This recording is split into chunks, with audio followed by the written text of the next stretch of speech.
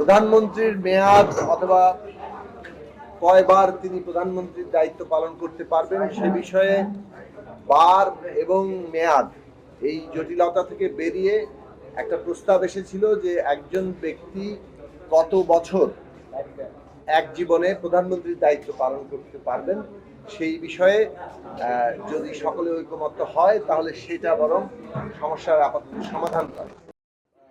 মধ্যাহ্ন বিরতির আগেই কিছুটা বিরতি নিয়ে রাজনৈতিক দলগুলো নিজেদের মধ্যে পারস্পরিক আলোচনা করেছে।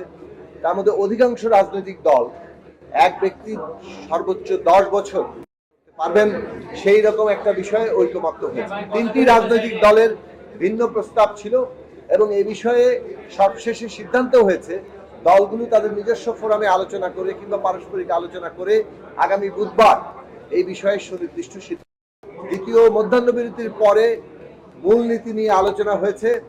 এই বিষয়ে আসলে কোনো ঐকমত্য এখন পর্যন্ত প্রতিষ্ঠিত হয়নি।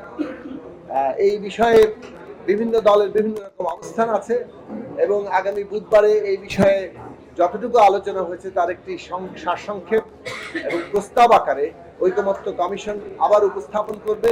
তার ভিত্তিতে আবার নতুন করে আলোচনা হবে। আমরা বলেছি সালে একটা রক্তক্ষয়ী স্বাধীনতা সংগ্রাম মুক্তি সংগ্রামের মধ্য দিয়ে লক্ষ লক্ষ মানুষের আত্মত্যাগের উপর দাঁড়িয়ে এই বাংলাদেশ রাষ্ট্র পত্তন হয়েছে।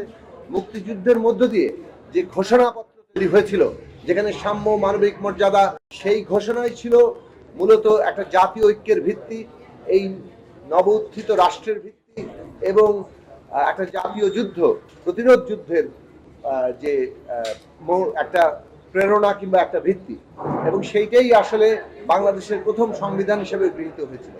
কাজেই বাংলাদেশের গঠন